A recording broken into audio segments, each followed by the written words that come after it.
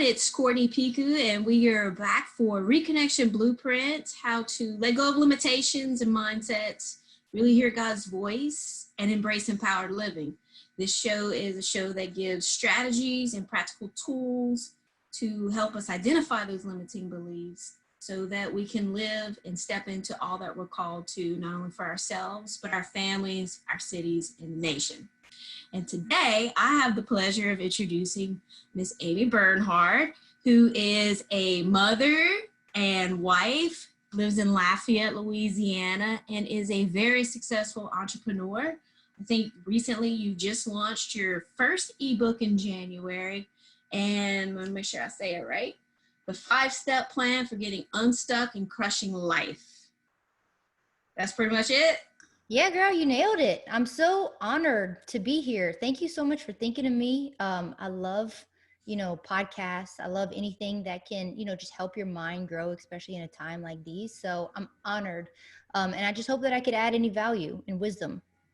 Yes, absolutely. And honestly, that's why I picked you. I know that you're so passionate about, entrepreneurship and empowering women to, see their dreams and go out and launch it and, not be held back by any thoughts or limitations that they have. Like they don't have to live in the, oh, I'm a mom, so I can't go out and change the world. I mean, I think you are a perfect model and example for that.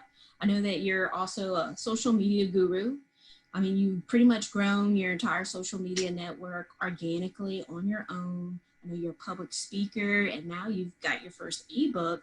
But if I've missed anything, please fill in the gaps. And, I really just want to dive in and if you could just share with the audience a little bit of your story of how you came to even writing this ebook. Because, I mean, to me, the book itself really isn't aligned with this entire series is about. And how you've built and rebuilt, and you just keep going, like nothing holds you back. Yeah, let me kind of take you back. 2012. I know we're going like 8 years back, but it's important to show where I started, what my mindset was like in 2012. So I was practicing as a dental hygienist. I did everything that society and my parents told me to do. You go to college, you get your bachelor degree, and then you're supposed to work till you're 65 years old, blue in the face, you pay bills, and then you just hope that you have enough in your 401k to retire.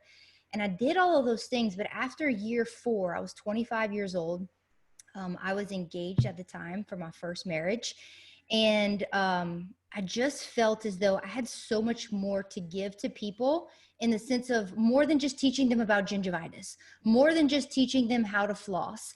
And I did not know what that looked like. I just knew I had more energy to give, but what would that look like? And so at that time, I was 25. I was prepping because I wanted to look as hot as possible in my wedding dress. Truly, that's why I got into the health and fitness world. I wanted to feel lean, and it really became my passion. Lifting weights helped with my anxiety. I started realizing that cleaner foods was also giving me more energy, like internally.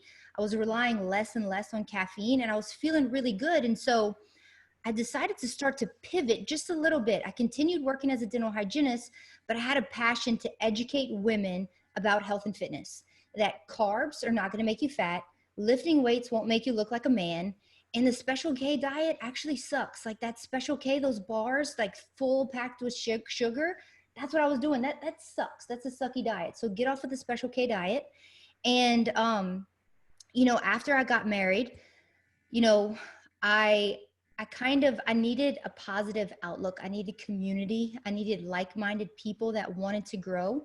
And at that point in my life, I wanted to start dreaming a little bit bigger. And so I was already using products from a network marketing company. So in 2013, I got married. I get back from a honeymoon, and I realized, you know what? I'm using these products from a network marketing company. Let me at least get the discount. I could use this company to be an avenue to be able to educate women with health and fitness.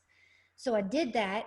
And within my first 6 weeks, I got an $850 paycheck. And that was when the light bulb went off. I said, I didn't even know you could make income from this. I knew that there was a discount. What if I put more effort into it? And so I tell people, like, if you're going to start anything, if you treat it like a hobby, it'll pay you like a hobby. If you treat it like a job, it's going to pay you like a job. And so within my first 3 months, I paid off my maxed out $6,000 credit card. And whenever I joined that network marketing company, I think it's important to say that I had $37 to my savings account and I was living paycheck to paycheck. So I truly could not afford to invest into that company to sign up. But I always tell people, if you want more money, you have to invest your money.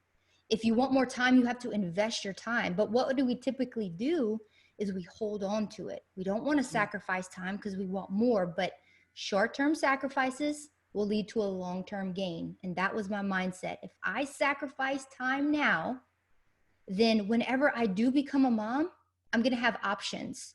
And so when I paid off that credit card bill, that's when I said, I'm going to go even more all in. And within 9 months, that side hustle was tripling my full-time hygiene career. And I made the decision on January 14th of 2014, I was going to walk away from my job. That day was my last day working as a hygienist. I didn't tell anybody because I didn't want to be talked out of it. I didn't want to tell my parents. I didn't even tell my husband at the time, hashtag terrible wife, hashtag, don't take too much advice from me. But I just knew that in my gut, I'm going to make this work. And so I went all in. I quit my job. It was the scariest, most empowering thing I've ever felt. I remember walking out of that office. I remember the day was gorgeous.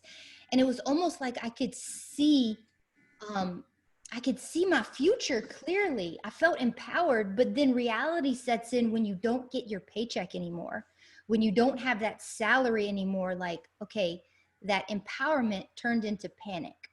And I had to start shifting my thoughts to, when we have a lot of pressure on our backs, you have to have a relaxed intensity with a laser focus. Because when we start to panic and when pressure is on, especially how we're feeling right now, we just start doing anything we can and it becomes pushy. Relaxed intensity with just a laser-like focus got me through that time. And me and my husband, or my ex-husband, we ended up separating. We just got married for all the wrong reasons. We separated in 2014, and I just continued to change my environment.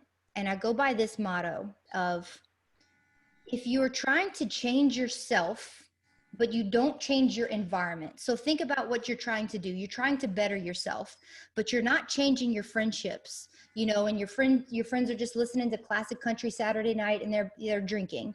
Or you're trying to get healthier, but you're still staying around a crowd that doesn't believe in health. So if you're trying to change yourself, but you don't change your environment, your growth is going to be slow and it's going to be difficult. But if you change your environment and you're not even trying to change yourself, your growth is actually going to be easier and less difficult. But if you do both, if you change yourself and your environment, your growth is going to flourish. And that's what I did. I was being conscious of my environment. I literally pulled myself out of my toxic workplace. I pulled myself out of the marriage that was no longer serving me. I started to change my friendships. I started to change my environment of what I'm putting in my ears. I turned off keeping up with the Kardashians. I couldn't keep up any longer. And I started picking up books. And your books are your environment, the music you listen to, everything. And my growth flourished. 1 year after quitting my job, I was 27 years old. So in 2000, around this time, the spring of 2015, I was able to pay off my mortgage completely, my house mortgage.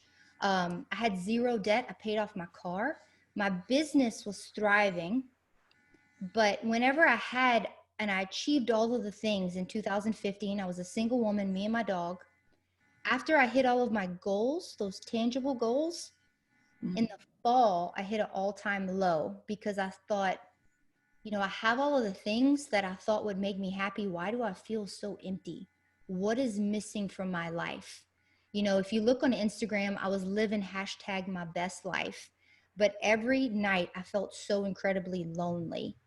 And I didn't know why I felt lonely when I have everything, but I was missing one thing, and that was God. And God pursued me in October of 2015 fully, where I just said yes. I was tired of focusing on having a religion and doing these rituals. I wanted a relationship with him. I didn't want to feel this loneliness anymore.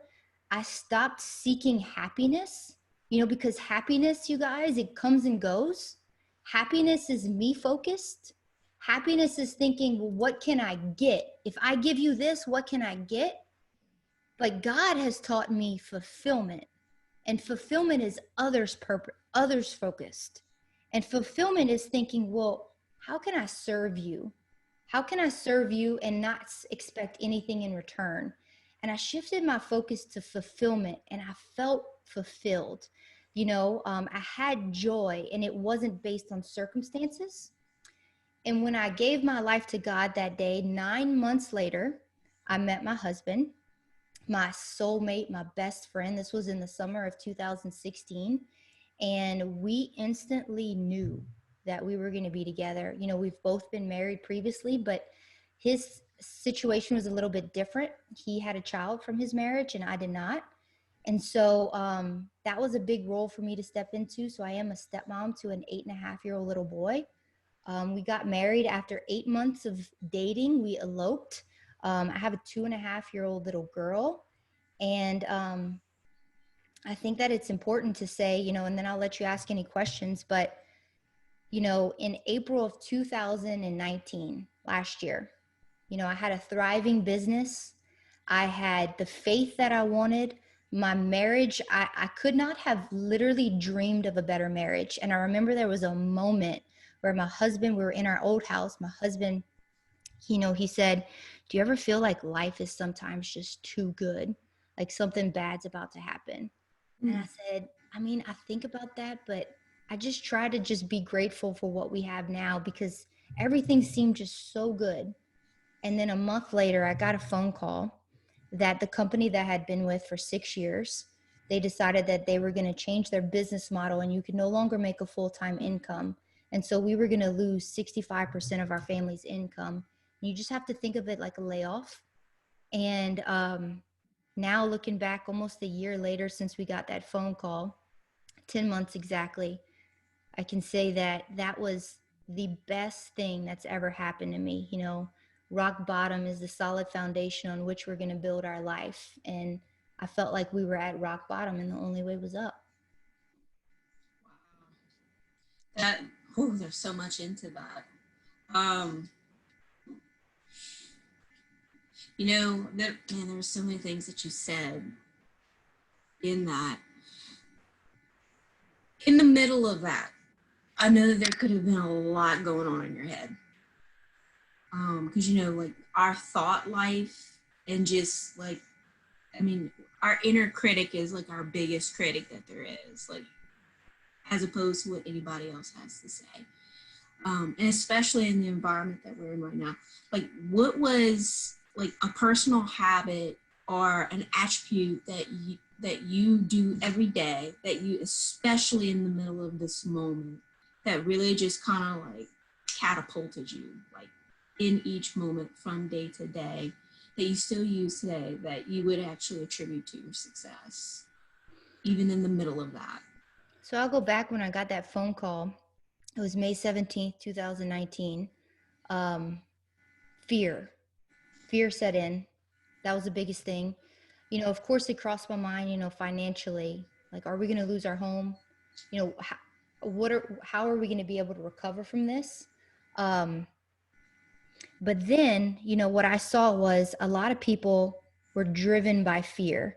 A lot of people, I'm not going to, they now think that it was the wrong decision, but they joined other companies very quickly that they never even tried the product with. And now they're no longer a part of that company because they let fear drive them. And whenever I feel fear, right, whenever I felt that fear and that panic, I really had to get off of social media completely, turn off my phone and just ask God, what is the next step that you want me to take? What is that next right move? Not what do I want my life to look like 5 years down the road, but they say it's the best in Frozen 2. What is the next right move? And he said so clearly to me when I was on the bathroom floor crying my eyes out, and he said, be still and know that I am God. Be still. do nothing. And when we get everything stripped away from us, we want to hurry up and replace that as quickly as possible, but it's not the right thing. And I felt an overwhelm. It was day 2 of crying. I felt an overwhelming amount of peace to just be still. And I was still for 3 weeks. And I just started journaling. What are the things that bring me life and energy? What brings me life and energy? I had to think. For me, I love connecting with people. Okay. That gives me energy. Stuff like this, I love connecting. I love speaking. I love writing. I love connecting on social media. I love teaching people how to use social media. I love creating a positive community. Those are things that give me life. Okay. So then I had to say, well, why did I get into network marketing in the first place? So after 3 weeks, I was still, and I said, why did I get into it? I didn't get into it for the money. That wasn't what it was for. For me, I got into it because I wanted to help women change the way that they think and give them a positive environment. And so once I said, you know what? I want to teach. I want to teach women how to utilize social media. I want to teach women how to get unstuck and literally crush life, because fear paralyzes us and it keeps us not moving for years. Where every year we set these New Year's resolutions and we're so scared to just take that first step that we stay stuck for years and years, and our life looks the exact same, if not worse. And I'd say, you know, it's like balancing on a bicycle that's not moving. Excuse me. Well, like what? That's kind of like the being stuck in someday land. I think Brian Tracy talks about that. Like you get stuck in someday land, you never actually do anything, but you were called to do something on this earth. And I love what you were saying. Like in the middle of it, you just got really still, and you went straight up. Okay, God, what am I supposed to do? What am I supposed to do? And you know what? I don't think that there's no stinking way that it's a coincidence that we're on March, April, May, spring timeline, that this is rolling back around, and what are we in the middle of? Fear being put out there all over social media, disconnection, people isolating, disconnecting with everything going on with the coronavirus and such. And I'm just like, man, this is such an opportunity for we as the church to like get into alignment with God, alignment with what He's called us on this earth to be. Because I'm gonna tell you, like we are right smack dab in the middle of revival, and this is okay, everybody. I need you to come in, and I need to get yourself in order. I feel like this is the time for us to get in order. I'm glad that you started talking about the fear, because fear can paralyze. Analysis paralysis, oh my God, what am I going to do? I don't even know what to do. And I feel like this is the moment of where we get to level up. Like we get to be the light in the darkness when everyone's on the news worried about running out of toilet paper, running out of groceries and all this. Like, no, this is where we get to be the hands and feet and connection. Like this is where we get to break out of the limitation of what connection even looks like. I mean, like Jesus only had his sandals and maybe a donkey. We have access to the entire world, and we get to get really creative, just like our Father is creative, on connecting with people and staying connected. I mean, like this is the time of the movement of women empowering other women. We get sticking. I mean, honestly, everything that you just talked about, I would not be doing this show right here and right now if it wasn't for women like you. Oh, thank you. I'm so glad that you get to be a part of this show. Because July is whenever I quit my job. I was like, okay, this is it. I get to put my ass on the line. Finally, like no more safety net support. Like you were called for more. And everything that you were just saying is, okay, like it's time for us to get in alignment, because it's go time. It's go time. We get to utilize everything that God's put in our path. And I mean, we've been sitting and waiting. And, okay, Lord, when? I mean, it's now. We get to level up now. And I think a lot of people, why fear paralyzes you, right? I think fear, especially right now, so many people are feeling anxious and fearful. and it's because we no longer have control. Like we felt control, right, over our life. And now we have somebody else controlling our life. And so we feel anxious and scared, when in reality, after Advocare, and that rug got stripped out from under me, I realized that nothing's going to last forever. I am in control of nothing. And so wherever God has me in this season and in this place, I want to add as much value, because then he's going to cause me to shift and do something else. And so we have to release that we're not in control. And I think that, when we think of fear and what are the common fears, fear is what other people are going to think of us. And then fear of failure.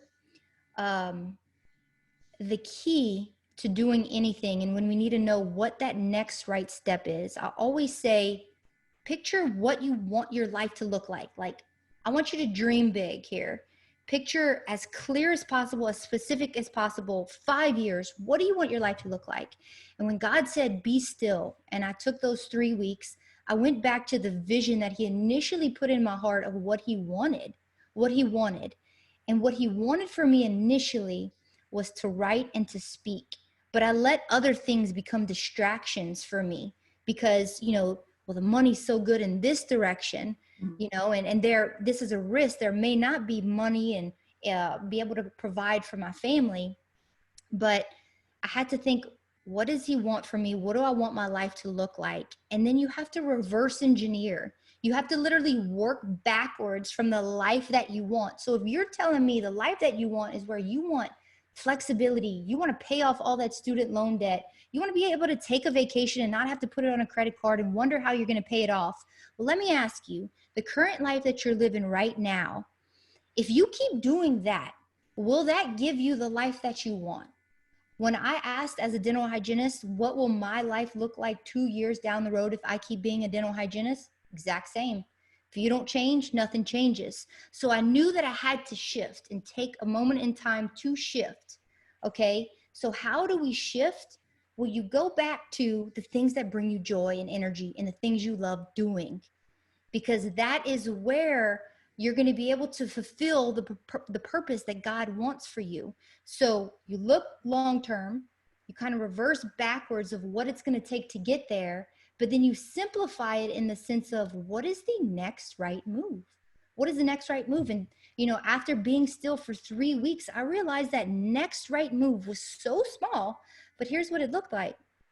It said I was going to start reaching out to people to help me to begin writing a book.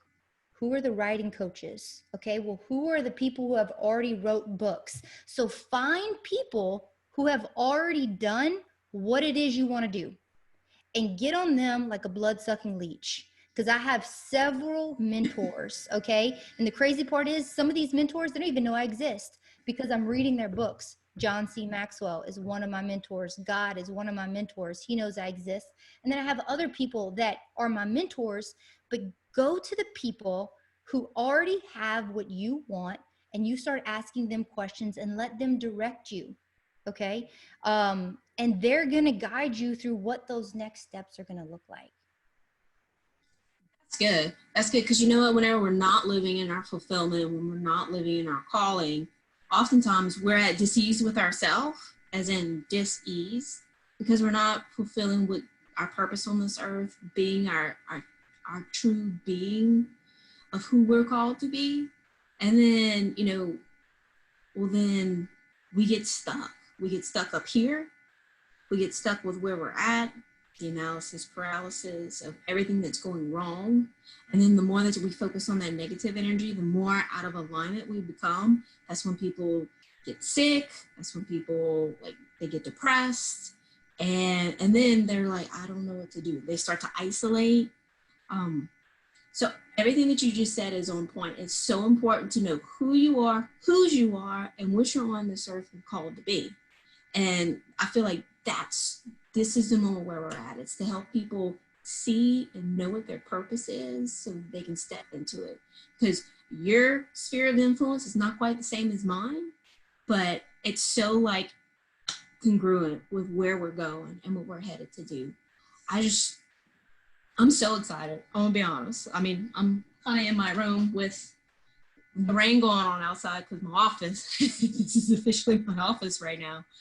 But I'm just so excited of everything we get to do on this earth in this moment, how we get to serve people, how we get to connect with people, and how we get to like just lead the way. We get to be the leaders of, yeah, no, like it's not to say that we don't have thoughts or fear. It's acting in spite of them. It's being confident in the courage that God has given us so that we can take the next step. I like how you said it was like, okay, you dream big and then you reverse engineer it. I mean, that's the same way that, I mean, that's really how you do everything. That's what God called us to do. We are no longer living in the reality of this earth. We go up into heaven's reality, we see it, and then we bring it down to earth. Whatever you bind in heaven is bound on earth. Whatever you loose in heaven is loose on earth. But we have to go there. We have to go there so that we know what we're supposed to be doing, like what we're supposed to be praying, how we're supposed to be serving, how we're supposed to be connecting.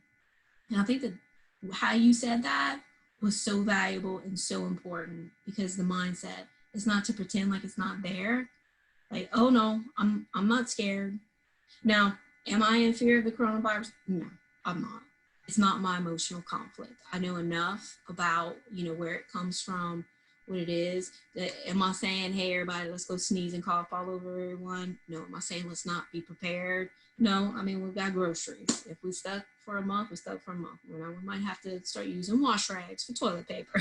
I mean, it's it's there. I acknowledge it, and I believe that that's like where the scripture says, "Take captive every thought." Okay, so I have the thought. I get to acknowledge it. I get to acknowledge that I'm having the thought. And I was like, "Here, God, I'm having this thought, but what are you saying about this situation?" Because we are all called to be prophetic for our own lives, and then some are even called to be prophetic for other people.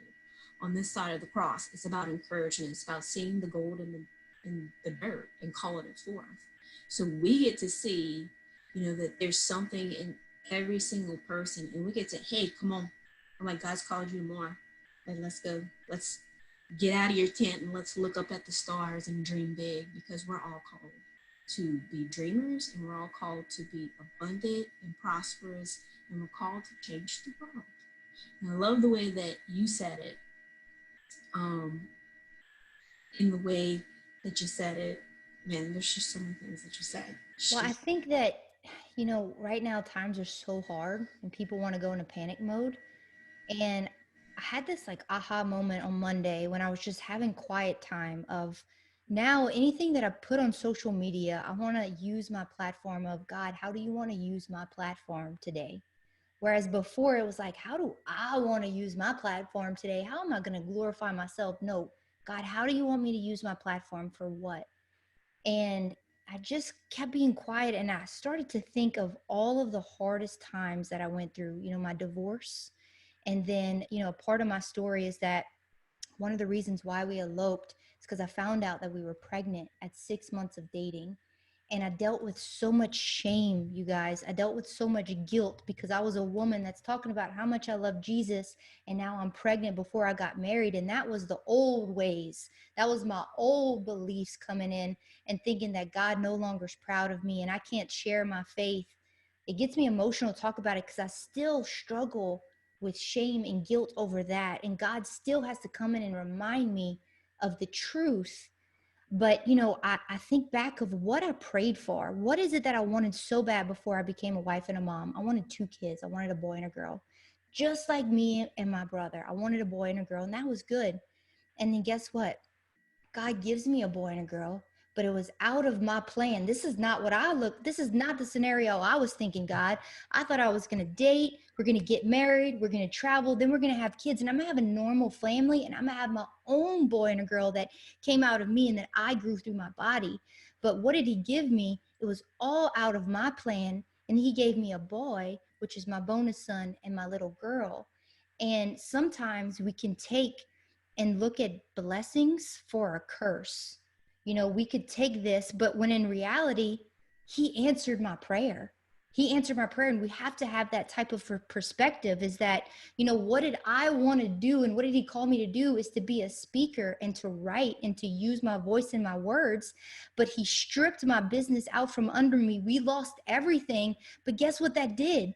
It propelled me to be that speaker and to write. And if he would not have pulled everything out from under me that made me feel like I'm in control, I would have never stepped forward into this calling. And so I want you guys to think about this right now, is that when we're in the hardships, it's okay for it to be hard. It's so hard to see the blessings in the hardships.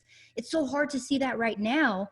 But when we get out of that hardship, when the storm is over and we're in this storm and we cannot see land because the clouds are the rain is so thick, right? And we're exhausted. And so we stop trying to navigate our ship and we just lay still because we're exhausted and we're confused and we have fear and we don't think that we're going to make it. But what happens? We're laying on that ship and there's wind in every storm, and that wind is our God. That wind is going to push you just close enough to where you can get a tiny glimpse of what a lighthouse is. And you're going to see that lighthouse. Oh my God, this is the direction that I have to go. I'm going to go toward the light because this is the land over here. And then we get on land and we look back. We're going to have so much more gratitude once we get out of this. Mm-hmm. We're going to know where we came from. And we're going to look back and be like, I don't know how I survived, but I'm so glad I went through that because it gave me grit. It gave me appreciation. It gave me gratitude. And so we have wind in every storm, and our God is going to push us to land, and we're going to get out of it. We're going to look back and say, I'm so glad that happened. Yeah, that's it. I mean, like, this is the time. You know what? Our number one excuse for staying in someday land is I don't have the time. And this is the moment where we get to get very rigorous and we get to utilize our time to start creating things that we didn't have time for, because we got a lot of time right now to get stuff done, to get things accomplished for God, to get into alignment. And actually, you know, before we kind of move on a little bit, is I know that you had a free gift that you wanted to offer, and I wanted you to talk about it a little bit, because I mean, it took time to do that. It took rigor, it took commitment, and it took time. And you know what? There's people that there are books, there's programs that others are just waiting for them to create, to change their lives. So why don't you talk to the audience a little bit about what you have for your little promotional gift? Yeah, y'all. So, you know, whenever I ask my audience what it is, how can I serve them, what it is that they want to learn, and they always say, you know, how do I find my purpose? How do I figure out what it is I'm supposed to do? Or how do you overcome those fears? And so I thought, okay, well, I want to create something to help that person who's just paralyzed and help her just take that step. And so it is the 5-step plan to getting unstuck and crushing life. And you can find it at www.5stepplan.com. You're going to just enter your email. You're going to get your free copy sent directly to you. But this is all those 5 steps. That's something that I do every single day. I feel like I get stuck, and every single day I have to go back to those steps to get unstuck, because I think that we forget. We look at the people that have success and who have what we want, and we think, oh, well, they don't have any fears. You know, they don't have the same emotions, and they don't feel the way I feel. But successful people have emotions. They have fears, but they don't let them stop them. They feel the fear and lean into it. And that was my biggest message of how can you get unstuck and just crush life. And so you'll get a free copy whenever you enter your email. Okay, and I think you pretty much just answered one of my last questions was, you know, which strategy or tool do you use every day for your own success? And it's the 5-step plan. So, and we'll actually include the link down the bottom. You'll be able to just click it and go straight to it. So, well, Amy, I feel like we could probably just stay here all day chatting about all the fun things going on. And just, I love your heart for God. You know, I mean, So there's some people on the interview series that I know personally, and then there's some others that are just kind of like, oh my God, I got this person. And like, you're one of those people where I'm like, oh my God, I got this person and I kind of know her. Like I've gotten to get to know you. And like your little girl. I mean, when we were at that crawfish boil and she was just running around and I was like, oh my God, I love this. I'm like, I can't wait to interview her. Like, this is great. But like, it's been such an honor and a privilege for you to be on, for me to just even get to know you. And through the route that I've come to know you. And I just really appreciate you being here. Thank you so much for joining us. Thank you so much for relaying your wisdom. And just being a leader in a time where it's time for us leaders to step up and using your voice. I really do appreciate it. Thank you so much for having me. And I'm so proud of you. If you don't hear it enough, I'm so proud of you of giving people a voice, giving them a place that's positive and uplifting, especially in this time. And I'm just honored to be here. And thank you again so much, Courtney. And I hope we do it again.